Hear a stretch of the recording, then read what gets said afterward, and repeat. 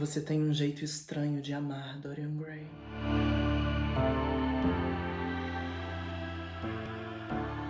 Olá, Sinners! Meu nome é Alison, a biblioteca está reaberta. Eu sei que eu desapareci por tipo um mês e meio, mas é porque a titia tava com muita coisa pra fazer. Esses 2 últimos meses foram muitas coisas, inclusive eu participei de um concurso drag aqui em Juiz de Fora.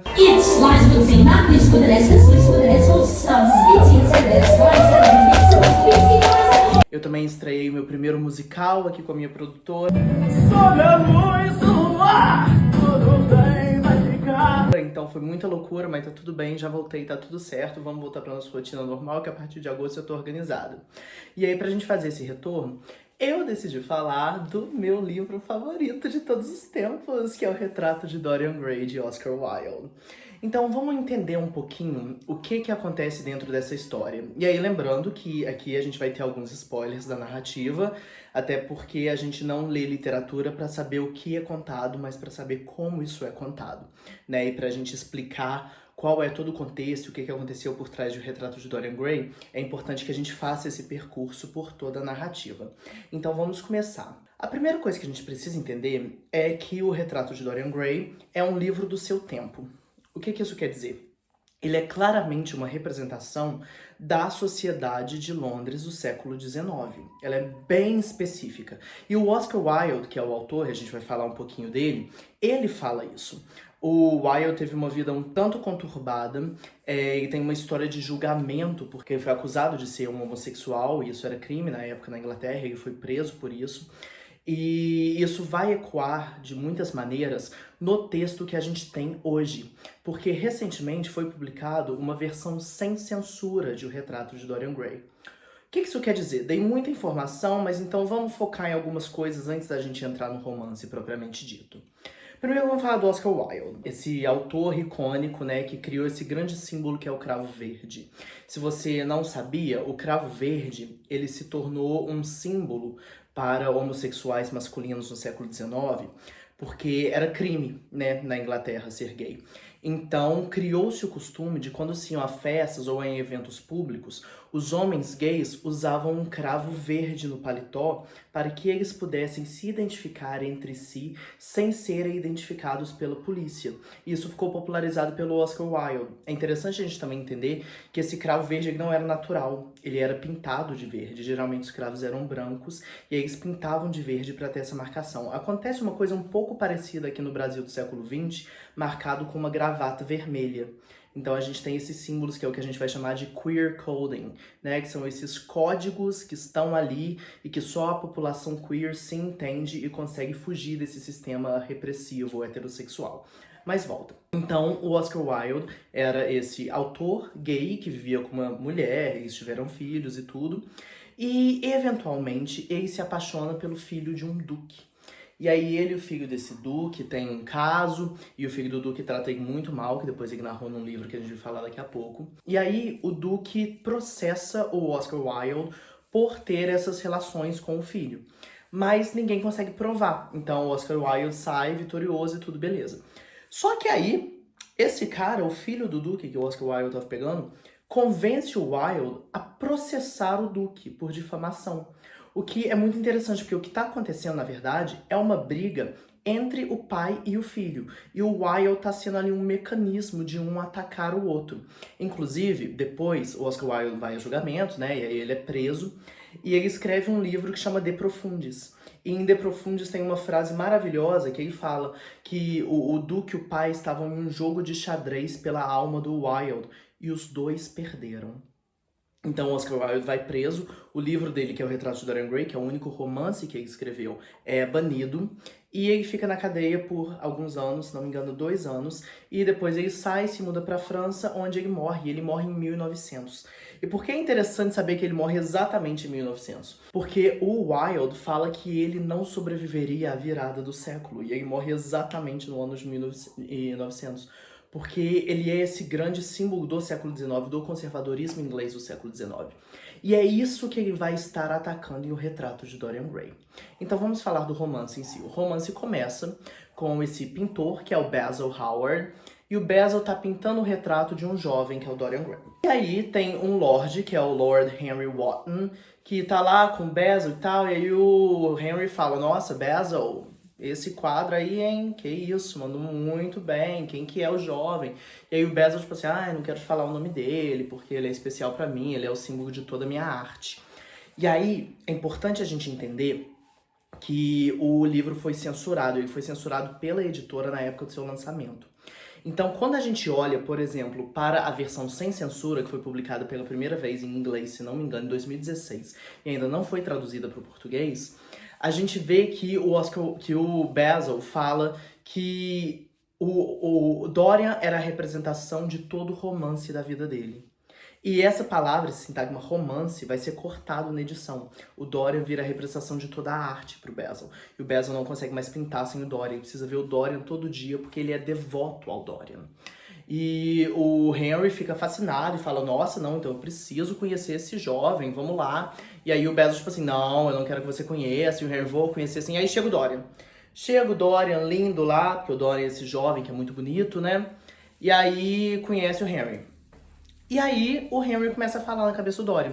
E o Basil fica tipo, Henry, por favor, não corrompe o Dorian. Você tem uma mania de corromper todo mundo que você conhece.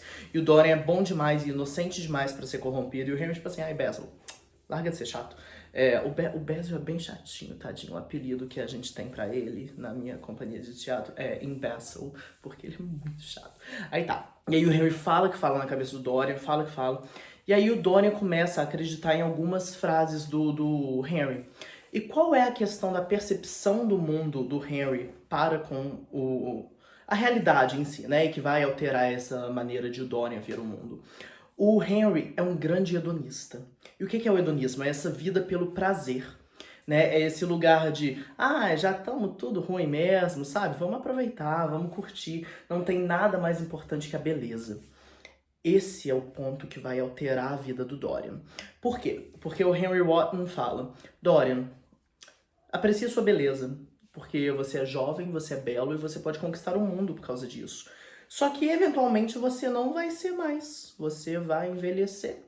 E aí você vai ficar feio, porque toda pessoa velha é feia.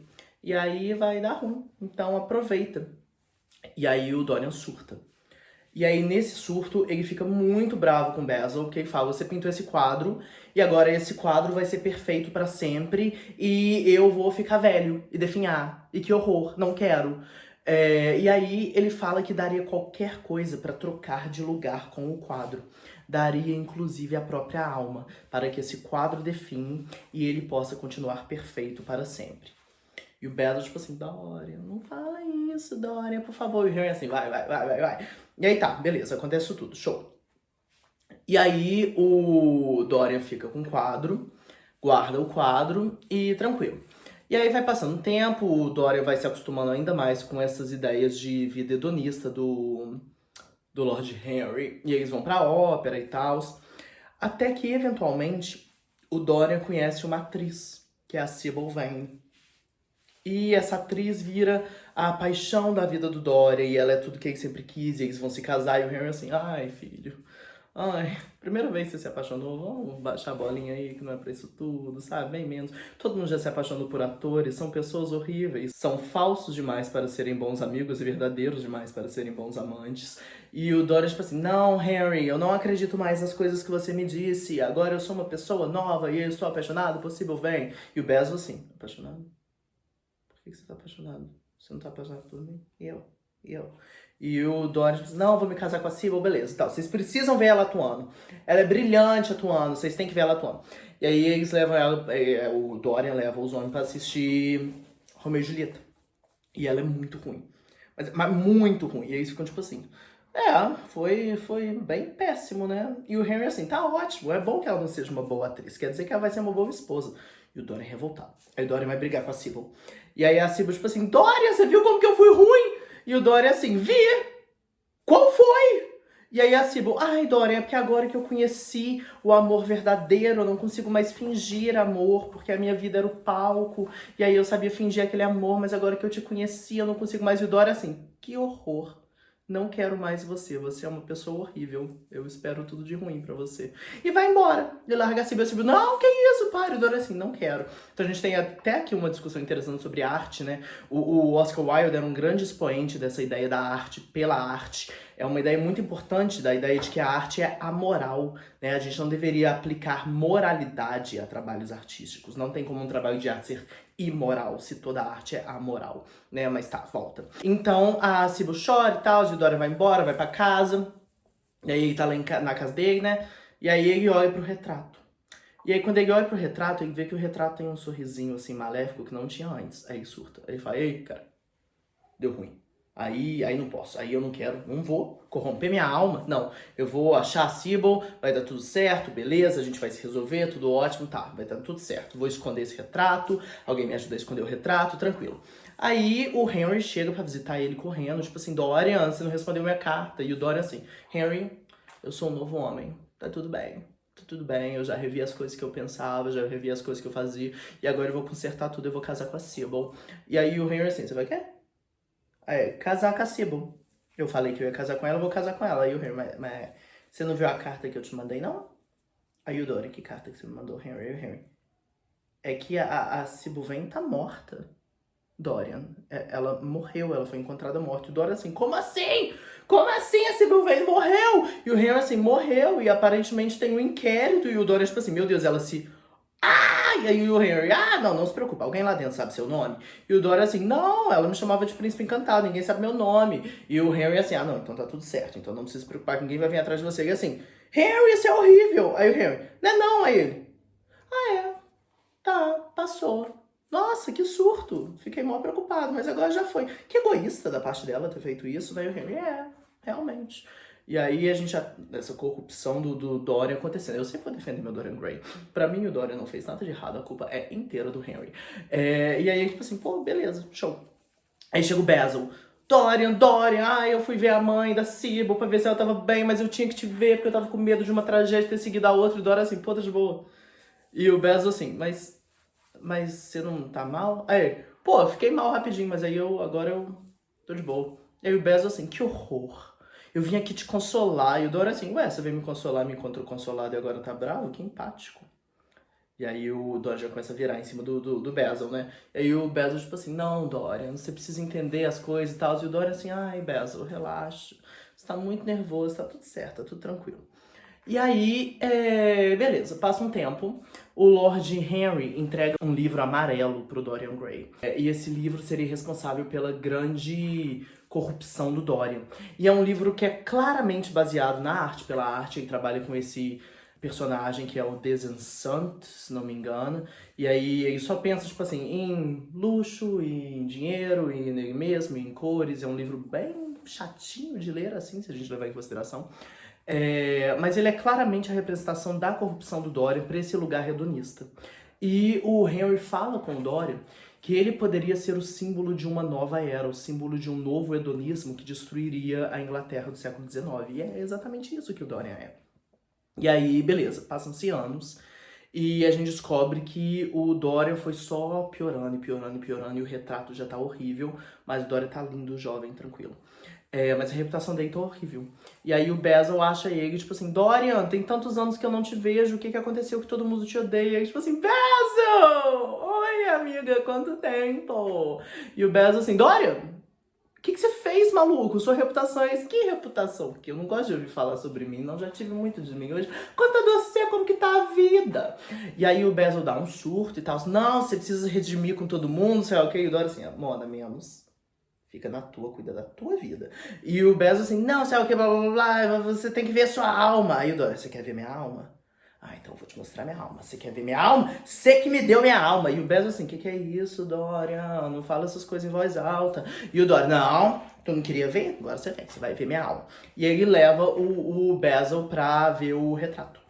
E aí o Basil surta, ele vai lá e mata o Basil. E aí ele fica tipo assim, meu Deus, matei o Basil. Do nada, morreu. E aí ele chama um amigo dele e fala, olha só, o cara se matou aqui em casa. Eu preciso que você me ajude a livrar das evidências. Ninguém vai se lembrar dele, ele é um pintor medíocre. E aí o cara fica assim, eu não vou te ajudar. E aí, tá, foi assassinato, eu matei. Tá, eu matei, e aí eu preciso da sua ajuda. E aí, tipo assim, eu não vou ajudar. E vai, sabe por quê? Porque eu tenho provas de crimes que você confessou e você não vai querer que isso venha à tona. E aí o cara ajuda ele, eles aparecem com o corpo do Basil, aí o cara também vai lá e se mata depois. E aí vai acumulando esse número de coisas horríveis em cima do Dorian. Até que uma figura do passado da Sybil encontra o Dorian e fala que vai matar ele por tudo que ele fez, especialmente pelo que ele fez com Sybil Vane. E aí o Dorian fica tipo, não, que isso, não fui eu. E aí, tipo assim, foi sim, eu sei que foi você. E o Dorian, não, quer ver? Pera, olha meu rosto. Olha meu rosto. Há quantos anos isso aconteceu? E aí o cara, isso aconteceu há 18 anos. Aí o Dorian, olha como eu sou jovem. Olha como eu sou jovem e lindo. Não é possível que eu tivesse causado isso. E aí o cara fica tipo, nossa, eu quase te matei, hein, o Dorian. Pra você ver. Abre teu olho, hein. Quase fez uma coisa muito horrível com uma pessoa super inocente que nem eu. Aí o cara vai embora. E aí o Dorian surta, porque ele fica tipo assim, meu Deus. Tem pessoas me perseguindo pelo que eu fiz. Eu posso ser assassinado. E tem provas contra mim. O quadro é uma prova contra mim. E aí vai pra casa e decide destruir o quadro. Só que aí nisso que ele destrói o próprio quadro, o quadro volta a representar o Dorian jovem e bonito, enquanto o Dorian morre velho, cheio de cicatrizes, todo machucado. E aí, beleza. Um ponto que é muito importante a gente falar, porque me mandaram um vídeo uma vez falando desse livro, e falando que o Dorian destruía o quadro por se sentir culpado por tudo que ele tinha feito, e o quadro era essa representação da culpa. Isso nunca aconteceu. Não é isso. O Dorian fica com medo de o quadro poder servir como evidência para os crimes dele e ele ter que pagar por tudo que ele fez. Não tem culpa, tá? Não é culpa cristã, não tem nada disso. É um medo de evidência judicial ali.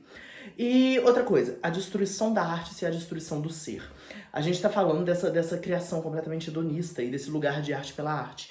Então, quando a gente destrói o quadro do Dorian, o próprio Dorian precisa parar de existir. Não existe essa entidade para além da arte representativa dela. Então, na hora que a gente destrói a ficção do Dorian Gray, a vida que ele pôde viver por causa dessa ficção também precisa ser destruída. Mas a grande questão de O Retrato de Dorian Gray é que ele se propõe a ser esse símbolo de um novo hedonismo que marcaria o fim de uma era, que é a Inglaterra do século XIX, e ele sabe? Ele realmente marca tudo que ele se propõe marcar. O Oscar Wilde, depois ele fala que ele era um Basil que se queria passar de Dorian, mas todo mundo achava que ele era o Henry. Então a história acontece muito dentro desses três personagens, do núcleo narrativo desses três personagens.